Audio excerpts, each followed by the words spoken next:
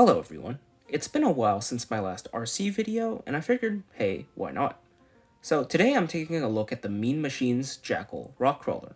This was around $20 on Amazon, and let's find out how worth it is. Now first off, inside the box, it comes with everything you need to get started. A 3.7 volt, 600 milliamp hour battery. I believe this connector is called the SM2P. It also comes with two AA batteries for the remote. It has a manual, and of course the raw crawler and the remote. So this thing obviously is way too big for my set. I wasn't given an official scale, but this is around 13 inches long, around 7.5 inches wide, and around 8 inches tall. The body is made of this flimsy material, and the vehicle is pretty much only this chassis. The battery compartment and the internals are housed up here. You get your first motor, your second motor, and of course your steering. My initial impression is that the tires are a little too stiff for my liking, but they should be fairly grippy and good enough for the job. The front suspension is pretty decent. You can see that both tires are, even though it's flexed, both tires are in contact with the ground. However, the rear suspension is not. That rear tire is floating right now, and it is not as flexible as it should be.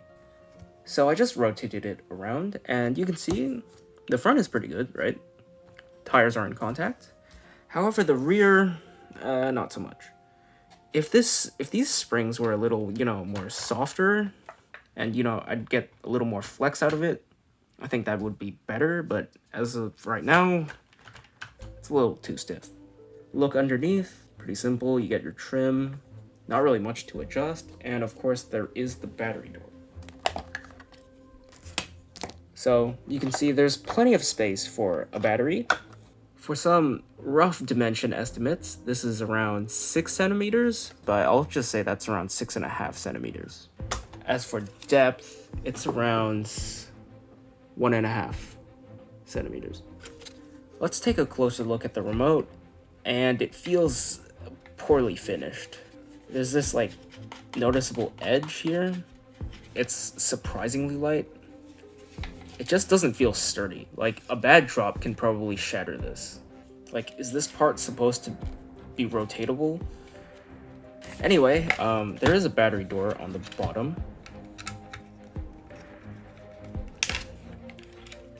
It is attached so it can't fall out, and your batteries would go in like that. Alright, let's just do a preliminary test. So, turning on the vehicle is just sliding the power switch. It does have LED lights on the top, which is pretty nice. Should be instantly paired. Let's check if it's digitally proportional.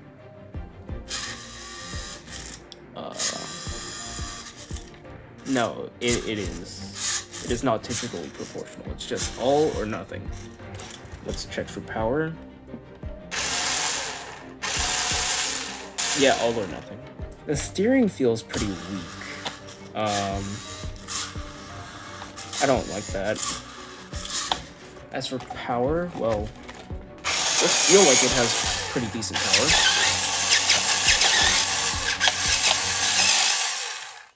So, some initial impressions. The turning radius on this thing is absolutely massive. I don't like that at all. And of course, if I full throttle it, it gets even more massive. In reverse, it seems like the steering is getting jammed. So I am reversing, turning, I've let go, and the steering is still facing to the right. Yeah, the steering is definitely very underpowered. The moment I let go of the steering wheel, it should, go back to neutral, but it is not. Alright, let's just do a preliminary, climbing test. Here I just have, a box leaning against another box, and it should be able to climb this just fine.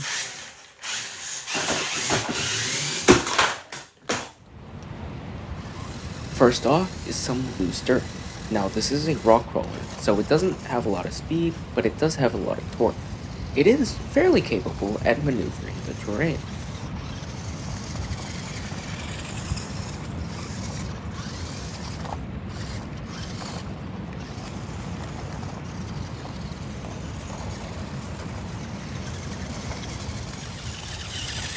Now, just as I feared, the tires aren't really grippy enough. It does struggle with traction, especially on incline.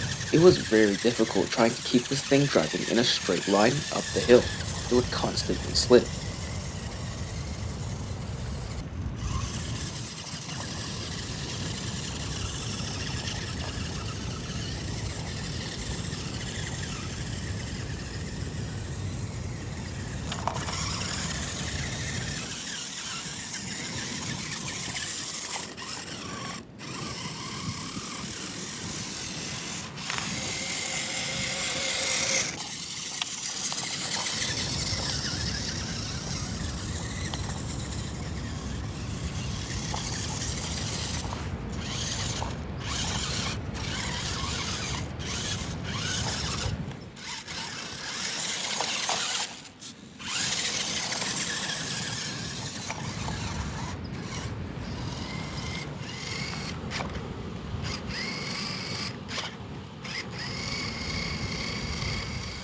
Moving on to grass, it can handle grass as long as there is sufficient clearance, but with anything larger than the front bumper, it will get the vehicle stuck.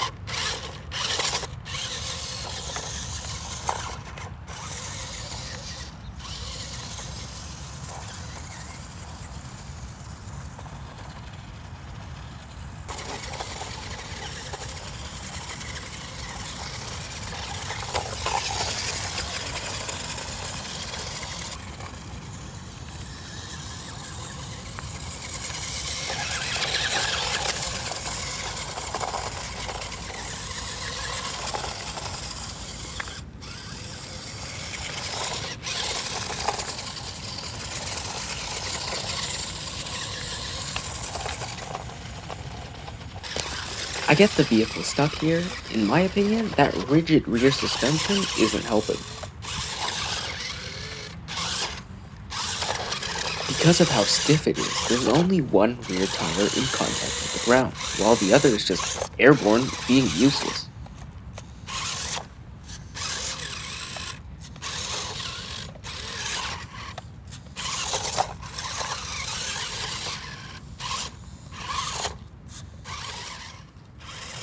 Now here I am driving through some puddles. I must point out that this is a very stupid thing to do. The water will rust out the springs, rust out the motor, if not fry out the electronics directly. Only an idiot would be stupid enough to attempt this.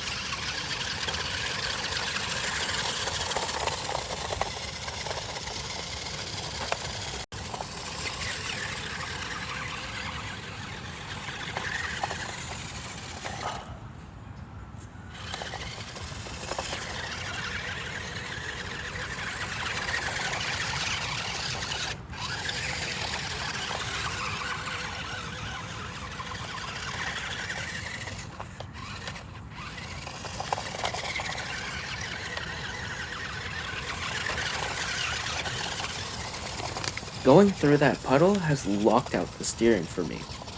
I mean, before it was already kinda unresponsive, but now it takes like 1 or 2 seconds for the steering to revert to neutral after I let go of the steering wheel. The range is pretty decent. I'm guessing it's around 100 feet away right now. And it is still responsive. Just to zoom out.